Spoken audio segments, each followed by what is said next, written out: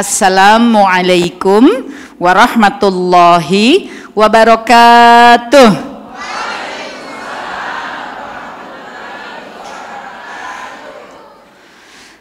Astaghfirullahalazim, astaghfirullahalazim, astaghfirullahalazim wa atubu ilaih. Asyhadu an la ilaha illallah wa asyhadu anna Muhammadan abduhu wa rasuluh la nabiyya ba'da. Alhamdulillahi rabbil alamin wa bihi nasta'in wa ala umuri dunya waddin wassalatu wassalamu ala asyrafil anbiya'i wa mursalin wa ala alihi wa sahbihi ajma'in. Amma ba'd. Bismillahirrahmanirrahim. Rabbi shrahli sadri wa yassirli amri wahlul 'uqdatam min lisani yafqahu qawli. Amin ya rabbal alamin. Bismillahirrahmanirrahim. Segala puji hanya bagi Allah Ta'ala. Alhamdulillah wa syukrulillah. Allah masih memberikan kita nafas. Ada nafasnya bunda? Coba kita tarik dulu. Tahan 10 menit. Kuat apa enggak? Enggak ya? Tahan, hembuskan. Yang memberi nafas siapa? Alhamdulillah. Nafasnya diberi oleh Allah, kita kembalikan kepada Allah. Betul-betul kita gunakan nafas ini untuk mengagungkan asmanya Allah. Karena yang memberi Allah. Bisakah Allah mengambilnya? Bisa. Jika Allah usaikan nafas ini, maka kita pun usai dari dunia. Ada yang sudah siap? Masa belum? Bisa enggak ditawar-tawar? Tidak. Jadi mesti selalu siap. Biasanya Ustaz Hilmi nanti tanya, siapa yang siap duluan? Iya, Masya Allah. Allah berikan kita nafas, Allah berikan kita umur, Allah berikan kita waktu, Allah berikan kita kesehatan, Allah berikan kita kesempatan, Allah berikan kita dunia dan segala isinya. Apalagi di Papua Barat, Masya Allah, alamnya indah, luar biasa. Kekayaan sumber alamnya luar biasa. Masya Allah. Semoga rakyatnya juga sejahtera. Amin ya rabbal alamin. Ini doa sekaligus mengingatkan ya. Insya Allah rakyat di Papua, khususnya Papua Barat, insya Allah disejahterakan oleh Allah, ditolong oleh Allah. Amin ya rabbal alamin. Salawat dan salam pada Nabi Allah Muhammad sallallahu alaihi wasallam beserta seluruh sahabatnya, seluruh keluarganya, seluruh penerusnya, seluruh pengikutnya. Semoga Allah kumpulkan kita dengan beliau di hari akhir nanti, dimudahkan menerima syafaat, dimudahkan menuju telaga Rasulullah, dimudahkan melintas sirat, bertemu Rasulullah di ujung sirat, tinggal bersama di syurganya Allah Ta'ala. Amin ya rabbal alamin. Masya Allah, tabarakallah. Baik, pertama sekali ingin menyampaikan salam takzim kepada gurunda kita, ayahanda kita, pimpinan Majelis Ulama Indonesia Sorong dan seluruh jajarannya, para alim ulama, para ustadz, ustazah, para penggerak dakwah, para aktivis muslimah, para ayah dan bunda, seluruh jamaah dan khususon DKM Masjid Agung Al-Akbar yang telah memberikan kesempatan kepada Teteh dan Ustaz Hilmi dengan wasilah dari keluarga besar BWA yang hari ini hadir bersama kami. CEO, Direktur Program dan seluruh timnya betul-betul ikut berangkat ke Papua Barat ini. Semoga Allah merahmati semuanya. Barakallahu fikum. Semoga berkah Allah tercurahkan kepada semuanya. Seluruh yang Teteh sebut, semoga terhitung seluruhnya sebagai para prajurit yang dipilih Allah untuk menegakkan agama Allah, khususnya di timur Indonesia, umumnya di negeri Indonesia sebagai negeri yang Allah pilih, tempat umat Nabi Muhammad sallallahu alaihi wasallam yang terbesar di dunia. Ya, Masya Allah, itulah amanah dari Allah Ta'ala. Allah pilihkan negeri ini menjadi tempat dari umat Nabi Muhammad SAW yang terbesar di dunia. Apakah ada perbuatan Allah yang sia-sia? Tidak ada. Apakah ini suatu sekedar hanya kebetulan? Tidak. Ya, Allah tempatkan, Allah turunkan Al-Quran di Makkah Al-Mukarramah. Betul? Allah jadikan Nabi Muhammad SAW sebagai penyandang risalah Allah Ta'ala. Betul? Para sahabat bekerja bersama Nabi untuk mensyiarkan, mendakwahkan, menegakkan Islam, menegakkan daulah Madinah hingga Islam tersebar. Dan begitu panjangnya perjalanan Islam, ternyata hari ini yang terbanyak umatnya Nabi adanya di Indonesia. Apa yang kita mesti ambil ibrahnya? Apa pembelajarannya? Apa hikmahnya yang kita mesti ambil? Bahwa ada amanah besar bagi muslim di Indonesia bekerja terus demi tegaknya agama Allah. Karena ada muslim-muslim lain di berbagai penjuru dunia ini dan yang terbesar di negeri Indonesia. Maka kita mesti melihat juga ke dalam, yaitu ke dalam diri kita, kaum muslim di Indonesia. Adakah sesuatu kekhususan yang kita mesti perhatikan dan bekerja keras sebagai umat muslim Indonesia, yaitu umat Nabi Muhammad SAW yang terbesar di dunia? Ternyata ada satu PR besarnya. Pada data yang dikeluarkan oleh BPS 2018 disebutkan 58% umat Islam di Indonesia masih belum bisa membaca Al-Quran.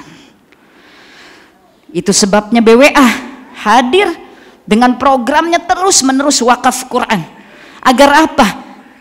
Agar peluang untuk membaca, mempelajari Al-Quran menjadi bertumbuh. Ya. Dan kita masing-masing mesti mengingatkan diri kita bahwa ada amanah besar yang Allah berikan kepada para penggerak dakwah, kepada para aktivis muslimah, kepada para ayah dan bunda yang diamanahi anak-anak oleh Allah Subhanahu wa taala, kepada para pejuang dakwah yang diamanahi umat. Kita harus bekerja agar umat bisa paling awal membaca Al-Quran.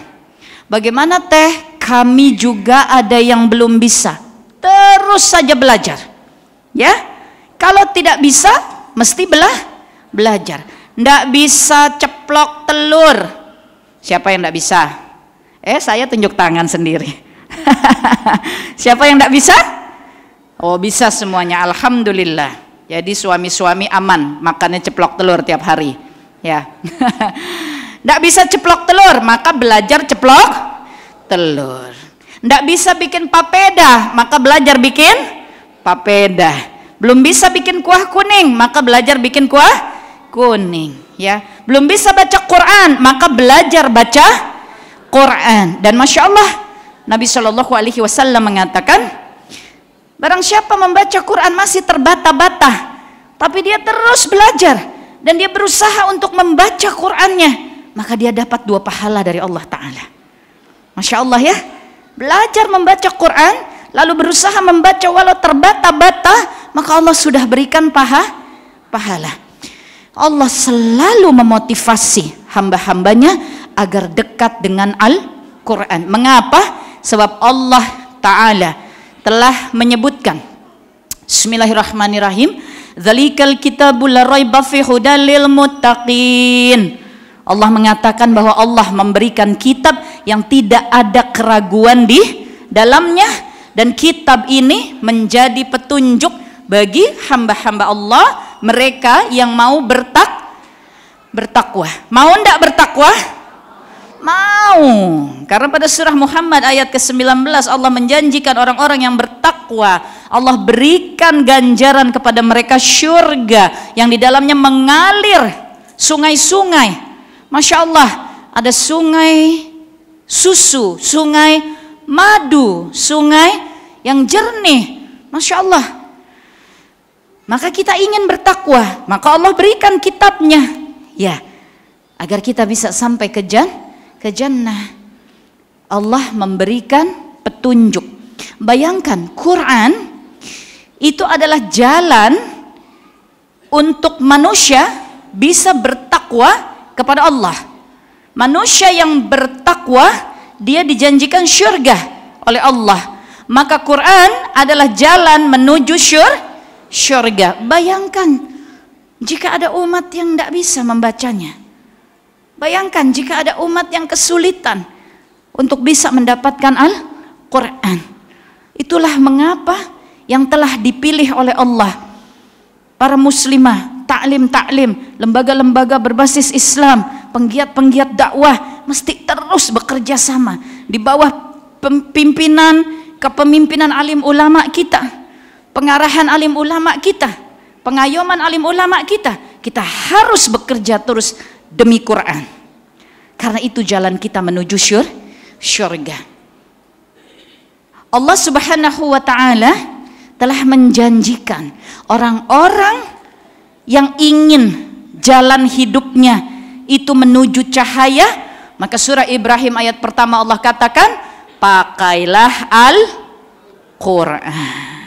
Ya, Allah Subhanahu wa ta'ala mengatakan bagi orang-orang yang merasa hidupnya itu banyak susah, hatinya merasa banyak susah, jiwanya merasa berat atas segala sesuatu, maka pada surah Yunus 57 Allah mengatakan, pakailah Al-Quran agar menjadi syifa, menjadi obat bagi segala penyakit, rasa sakit yang ada di dalam dada. Quran petunjuk, Quran cahaya, minaz zulumati ilan nur, cahaya. Quran juga syifa, dia obat. Masya Allah. Dan pada Baqarah 185 Allah katakan dengan Quran, yaitu Furqan, dia pembatas, pembeda, yang hak dan batil jelas dengan Quran, yang salah, yang benar di hadapan Allah sudah jelas dengan Quran, yang halal, yang haram sudah jelas dengan Quran. Maka dengan turunnya Al-Quran di muka bumi ini, dunia sudah memiliki kejelasan, mana boleh, mana tidak, mana halal, mana haram. Sudah Allah yang mengaturnya, Rasulullah yang menyampaikan dan menyebarkannya di seluruh muka bumi ini. Masya Allah, Allah jadikan Quran betul-betul sebagai pertolongan. Dia petunjuk, dia cahaya, dia adalah obat, dia adalah pembeda yang hak dan yang batil. Mengapa kita masih banyak resah, gelisah dalam hidup ini? Mengapa kita masih banyak marah dalam hidup ini? Mengapa kita masih banyak kusut dalam kehidupan ini? Mengapa? Karena kita mesti terus bekerja untuk tegaknya Al-Quran. Dengan Al-Quran, Rasulullah Sallallahu Alaihi Wasallam beserta para sahabat dengan begitu susahnya menghadapi tantangan, serangan, betul, dengan Al-Quran, maka Allah jadikan jalan perjuangan Nabi Shallallahu Alaihi Wasallam dan para sahabat menjadi jalan kemenangan.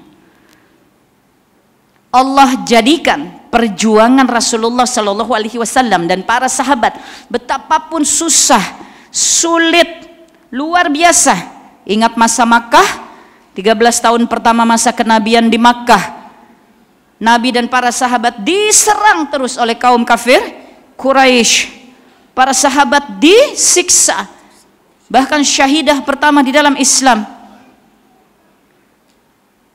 wafat dengan mempertahankan iman dan takwanya di Makkah. Terus kesusahan demi kesusahan terjadi. Apa yang menjadi energi perjuangan para sahabat? Sebab Nabi Shallallahu Alaihi Wasallam mengatakan, sungguh Allah mencintai orang-orang beriman yang kuat. Nabi mengatakan, orang-orang beriman ada yang lemah, ada yang kuat. Pada keduanya ada kebaikan. Tapi sungguh Allah mencintai orang-orang beriman yang kuat. Maka tidak ada pilihan ayah dan bunda.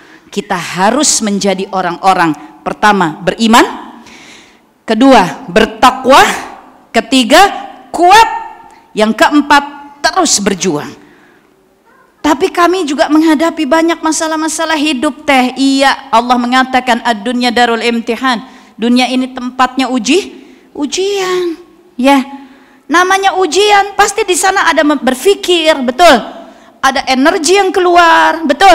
Ada perasaan yang terlibat. Anak-anak kita mau ujian di sekolah saja, perasaannya ada tegang, betul. Akalnya harus berpikir soal ujiannya, betul.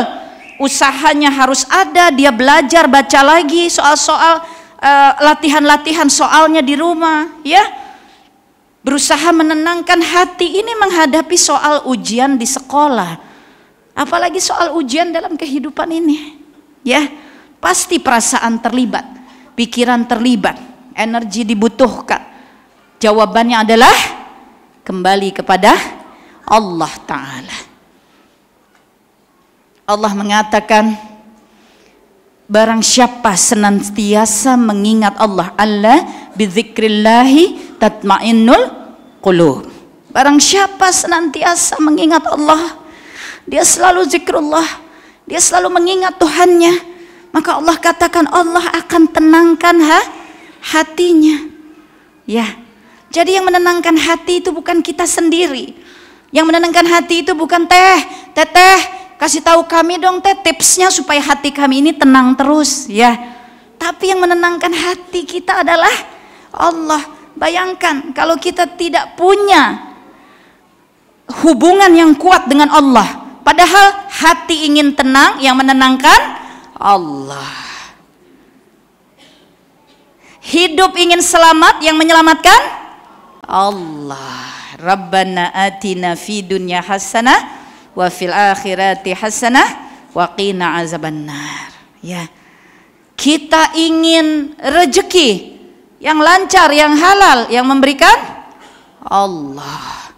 Kita ingin wafat dalam keadaan husnul khatimah, yang memegang takdir tentang ajal adalah Allah. Allah, semua Allah. Ya, yang jangan lupa dunia ini semua isinya ujian. Al-Anbiya 35, Allah katakan susahmu ujian, senangmu ujian. Ya Allah, ya Rabb, mengapa hamba ini sakit seperti ini ya Allah? Berikanlah hamba kesehatan. Sakit ujian bukan bunda? Iya. Sehat ujian bukan bunda? Iya. Memang kita kan dari ujian minta ujian, betul? Iya, dari ujian minta ujian, dari ujian minta ujian kepada Allah. Ya Allah, penghasilanku ini sangat terbatas ya Allah, padahal aku ini banyak kebutuhan ya Allah, berikanlah aku penghasilan yang cukup ya Allah. Penghasilan terbatas ujian, penghasilan cukup ujian. Ya Allah, aku ini sudah berusaha, tokoku ini belum maju-maju juga ya Allah. Kapan tokoku maju? Kapan bisa berkembang? Jadi ada cabang-cabang tokoku di mana-mana ya Allah. Tokonya tidak maju-maju tumbuh tokonya bercabang-cabang Iya. Kalau toko satu, hisapnya di hari akhir 1 atau 10? 1. Kalau tokonya 10, hisapnya di hari akhir 1 atau 10? Iya, coba pikir-pikir dulu mau yang mana. Coba pikir-pikir dulu mau yang mana. Sama, nanti kita bilang sama para suami ya, kalau istrinya 1, hisapnya iya. Kalau istrinya 4, oh tidak boleh langsung. Tidak boleh langsung Ustaz, sudah dijawab. Tidak boleh. Begitu ya jawabannya ya. Iya, langsung tidak boleh katanya ya. Nanti kita bicarakan setelah kajian ya, atau khusus muslimah saja, oke? Iya, siap. Masya Allah. Ya cukup toko saja, toko 1 hisapnya 1, toko 4 hisapnya 4. Nanti kata toko biar para ayah atau para suami yang mengganti dengan kata istri. Begitu ya. La haula wala quwata illa billah. Iya, jadi hidup ini semuanya Kalau hidup ini semuanya ujian, mari kita jaga Cuma itu kuncinya. Allah mengatakan jaga hati dengan zikrullah, selalu mengingat Allah. Mengingat Allah dimulai dari lisan. Karena Nabi Shallallahu Alaihi Wasallam mengatakan tidak akan istiqamah iman seseorang sebelum istiqamah hatinya. Tidak akan istiqamah hati seseorang sebelum istiqamah lisannya. Ya, jadi semua harus dimulai dari lisan. Mengingat Allah itu bukan hanya urusan lisan, tapi dimulai dari lisan. Mengingat Allah itu urusan hati, urusan iman, urusan perbuatan, betul? Iya, tapi dimulai dari lisan, lidzikri, lisannya yang berzikir, ya, menyebut Allah terus, insyaallah, masyaallah, subhanallah, alhamdulillah, la haula wala quwata illa billah. Satu kata subhanallah, apa artinya? Apa artinya Ummi? Maha suci Allah, maha suci, yakin? Maha suci? Maha suci ya? Iya. Ada salahnya enggak? Enggak. Enggak ya? Maha suci. Allah ada salahnya enggak? Tidak. Ada kurangnya enggak? Tidak. Ada terlambat enggak? Tidak. Ada kecepatan enggak? Maha suci Allah. Kenapa kita masih protes sama Allah? Kenapa? Kenapa kita masih protes sama Allah? Kemana zikir kita? Kemana subhanallah kita? Maha suci Allah, la ilaha illa anta subhanaka inni kuntu minadh dhalimin. Maha suci Allah, yang zalim itu kita. Diberi Al-Quran sebagai petunjuk agar selamat, dia jadi obat, dia cahaya, dia pembeda, dia mukjizat terbesar, sudah diberi oleh Allah Ta'ala. Kita yang melalaikan. Sudah diberi oleh Allah, dikirimkan pembawa risalahnya, penerusnya, alim ulama yang mengajarkan, yang mendakwahkan. Kita yang banyak tidak mau dengar. Kita dikasih Allah takdir, silih berganti, susah senang. Quran sudah mengatakan, susahmu ujian, senangmu ujian. Kalau senang kita bahagia, kalau susah kita marah. Kita yang zalim. Allah Ta'ala memberikan Al-Quran, mengingatkan kepada kita bahwa sesungguhnya Allah Ta'ala adalah sang maha pemilik jagat dunia ini. Allah katakan seluruhnya milik Allah. Bahkan manusia-manusia yang ada di atas bumi ini, surah Maryam ayat ke-40, seluruhnya milik Allah, kata Allah. Tapi kemudian ketika kita kehilangan, anak kita kah, orang tua kita kah, suami kita kah, istri kita kah, kemudian kita mengatakan kepada Allah, kenapa ya Allah engkau ambil? Kenapa ya Allah engkau berikan cobaan seperti ini kepada aku? Kita yang zalim.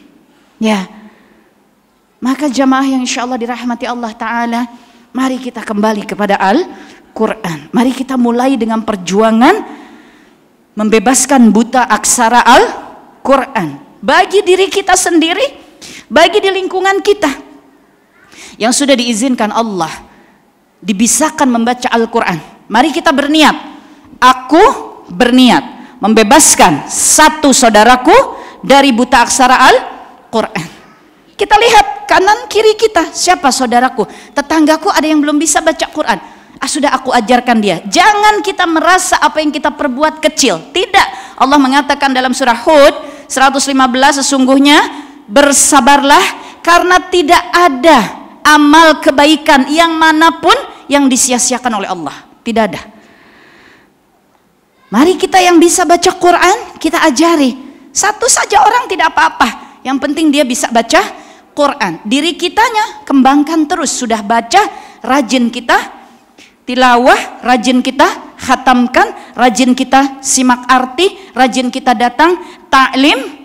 Masya Allah, gabungan wanita Islam datang taklim, mengkaji lagi Quran. Hati sedang down, dia naik lagi. Pikiran sedang kusut, dia menjadi terang. Rasa sedang putus asa, lalu ingat, oh ustaz atau ustazah mengatakan, kata Allah, la taqnatu min rahmatillah. Allah katakan janganlah engkau putus asa kepada rahmat Allah. Ini Allah Ta'ala yang mengatakan langsung bicara kepada hamba-hambanya, ya ibadi. Allah panggil hamba-hambaku yang banyak melakukan perbuatan berlebih-lebihan. Sudah berlebihanlah maksiatnya, sudah berlebihanlah dosanya. Allah masih panggil ya ibadi. Allah masih panggil dengan panggilan kasih sayang, hambaku. Kita kalau kaji Quran, ya Allah, kata demi kata, Allah maha kasih, maha sayang. Sudah berlebih-lebihan dosanya, maksiatnya, perilakunya, perbuatannya menentang Allah.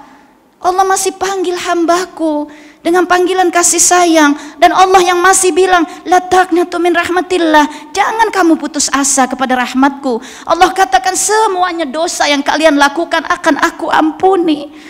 Begitu kasih sayangnya Allah kepada kita. Kenapa kita menyerah dalam hidup ini? Kenapa kita putus asa dalam hidup ini? Kenapa kita berhenti bergerak dalam hidup ini?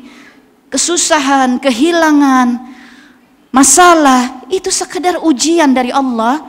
Pertama, agar iman kita semakin kuat. Yang kedua, agar kita belajar mengatasinya dengan mengacu lagi kepada Quran. Barangkali kemarin-kemarin kita lelah atau lengah, sehingga hidup berjalan begitu saja, kita mengisinya tidak sepenuhnya bersandar kepada Quran dan Sunnah. Maka Allah datangkan dulu masalah besar yang kita harus mengkaji lagi dengan Quran dan Sunnah, yang kita tak bisa lagi berharap pertolongan kecuali hanya kepada Allah. Orang-orang di sekitar kita kasih saran, kasih pendapat, tapi tidak ada yang bisa menyelesaikan masalah. Datanglah suatu kali dalam hidup kita masalah yang begitu besarnya, yang kita sudah bingung mesti apa dan bagaimana. Sebab Allah panggil kita untuk kembali kepada Al-Quran, untuk mendekat lagi kepada Allah, untuk bergantung lagi sepenuhnya kepada Allah. Qul huwallahu ahad, Allahus somad, lam yalid walam yulad walam yakullahu kufuwan ahad. Semuanya harus bergantung kepada Allah, satu-satunya zat yang tidak ada keterbatasan apapun. Maka ummahat dan para ayah, mari kita menjadi orang tua yang kuat dan kokoh, bertahan di jalan Quran dan Sunnah. Ujian hidup datang silih berganti. Allah sekedar ingin mengajari kita agar tambah kuat iman dan takwa kita, tambah bergantung kepada Allah, dan tambah longgar ikatan duniawi. Terakhir,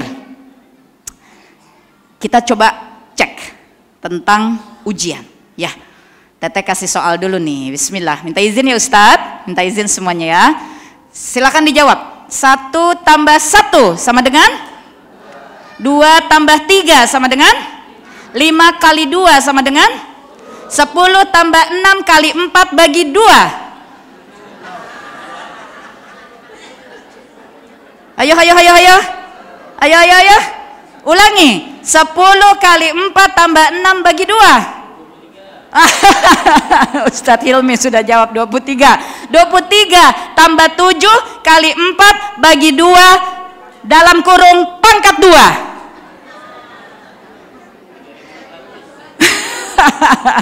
Ramai, semua sedang berusaha. Ada yang ambil kertas, ada yang buka kalkulator.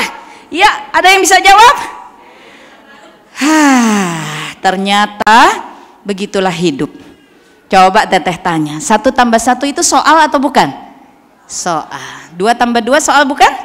Iya. 4 tambah 3 soal bukan? Iya. 10 kali 2 tambah 5 bagi 2 pangkat 2 soal bukan? Iya. Hidup ini seluruhnya soal ujian dari Allah. Mari kita cek. Kalau sedang dapat soal yang mudah dari Allah, seperti tadi 2 tambah 2 berpikirnya lama enggak? Tidak. 4 tambah 2 berpikirnya lama enggak? Tidak. 6 kali 2 berpikirnya lama enggak? Tidak. Itu kenapa kesenangan melalaikan kita, padahal kesenangan juga ujian. Karena kesenangan rasanya memudahkan, karena kesenangan rasanya bahagia saja, ya. Lalai kita. 2 tambah 2 4, 4 kali 2 8, 8 tambah 2 10, betul? 10 tambah 5 15, 15 kali 2 tambah 2 bagi 2 pangkat 2, jreng, jeng. Kalau kata teteh dulu pusing begitu ya. Iya, langsung keluar masa lalunya. Cukup kalimatnya, jangan sampai pakaiannya. Jangan ya. Iya, ndak berani menghadap ke para ayah. Jangan. Memang bunda dulu suka nonton Teteh di sinetron? Coba tanya ayah dulu. Ayah dulu suka nonton Teteh di sinetron? Teteh berdoa, ya Allah semoga diampuni semua yang menonton Teteh. Amin ya rabbal alamin. Ya, Teteh juga didoakan semoga yang tampil diampuni Allah, yang menonton diampuni. Iya, begitu ya. Karena kita menonton harus jaga mata. Konsepnya tetap manusia itu khalifatullah fil ard, ya, khalifahnya Allah di muka bumi ini. Jangan dunia yang mengatur kita, tapi kita yang kendalikan dunia. Setuju? Setuju. Jadi kalau soal ujian dari Allah yang mudah-mudah, yang menyenangkan, membuat kita lalai, proses berfikirnya, proses tawaduknya, ya, proses keterlibatan hati itu sangat pendek. 2 tambah 2 4, 4 tambah 2 6, 6 tambah 3 9, ya. Tapi begitu Allah kasih yang agak berat, maka usaha kita muncul. Betul? Dimulainya dengan tegang dulu. Soalnya kok begini? Pasti, tapi kemudian kita terdorong untuk berusaha. Maka Allah berikan ujian yang berat dan sulit karena Allah ingin mendorong kita menjadi lebih kuat. Ya. Ketika soalnya semakin rumit, maka kita butuh rumus mengerjakannya. Betul? Dan Allah sudah beri Al-Quran dan Sunnah. Kira-kira begitu konsep hidup kita ya, insya Allah. Demikian secara singkat dari Teteh pada tablik akbar malam hari ini di Masjid Agung Al-Akbar. Semoga Allah mudahkan 4 lantai ke atas menjadi sentra dakwah dan ibadah bagi umat, menjadi masjid peradaban dari Sorong untuk seluruh Papua Barat, dari Papua Barat untuk seluruh Papua, dari Papua untuk Indonesia, dari Indonesia untuk dunia. Kita adalah hamba-hamba Allah. Wa ma khalaqtul jinna wal insa illa liya'budun. Tidak aku ciptakan jin dan manusia selain agar mengabdi kepada Allah. Mari kita berjuang dalam pengabdian kita kepada Allah, kepada Rasulullah, dimulai dari diri kita. Suami kepada istri, muliakanlah istri. Berat memang. Bagaimana ini Teh? Mau memuliakan istri, setiap hari cerewet terus. Iya. Pulang kerja dititipi beli gula. Ternyata jalannya ditutup, nggak bisa lewat situ, mutar sampai rumah belum beli gula, langsung cemberut. Ya. Papa ini bagaimana sih, Pak? Memang deh kalau titipan mama itu papa selalu lupa, pusing gitu ya. Bolak-balik seperti itu. Ya. Tapi memang perintahnya muliakan istri, muliakan sudah. Ya, istri taat kepada suami. Ya, Islam ini saling, bukan cuma istri diperintah taat pada suami, suami diperintahkan untuk memuliakan istri. Maka keduanya diperhatikan oleh Allah Ta'ala. Mari kita jadikan rumah tangga kita rumah tangga kaum muslim yang selalu kuat berlandaskan Quran dan Sunnah. Setiap ada masalah perbaiki dengan Quran, setiap ada masalah ikut lagi kepada Sunnah. Insya Allah, Allah berjanji pada surah Rum ke-47, wajib bagi Allah menolong orang-orang yang beriman. Semoga Allah selalu menolong kita semuanya. Amin ya rabbal alamin. Teteh cukupkan, kita akan segera menyimak dari guru kita Ustadz Hilmi Firdausi. Mari kita tutup sesi pertama tablik akbar ini dengan bersama-sama beristighfar. Astaghfirullahalazim, astaghfirullahalazim, astaghfirullahalazim wa atubu ilaih. Kita bertobat kepada Allah Ta'ala. Rabbana zalamna anfusana wa illam taghfir lana wa tarhamna lanakunanna minal khashirin. Kita minta Allah berikan kita kesabaran agar kita bisa wafat betul-betul dalam keadaan berserah diri kepada Allah. Rabbana afrigh alaina sabran wa tawaffana muslimin. Kita minta kita diwafatkan dalam keadaan husnul khatimah. Allahumma inna nas'alukal husnul khatimah. Kita minta agar kita diberikan jannah. Allahumma inna nas'alukal jannah. Kita minta kita dihindarkan dari api neraka. Allahumma ajirni minan nar. Kita minta kepada Allah diselamatkan dunia dan akhirat. Rabbana atina fi dunya hasanah wa fil akhirati hasanah wa qina azabannar. Wa adkhilna jannata ma'al abrar ya azizu ya ghaffar ya rabbal alamin. Subhana rabbika rabbil izzati amma yasifun. Wassalamun alal mursalin. Walhamdulillahi rabbil alamin. Amin ya Allah ya Rabb. Semoga Allah jaga seluruh jamaah di Sorong dan di Papua Barat agar Islam tetap tegak di timur Indonesia. Allahu Akbar. Jazakumullah khairan kasiran. Wallahu a'lam bisawab. Dzalika fadlu minallah. Wassalamualaikum warahmatullahi wabarakatuh.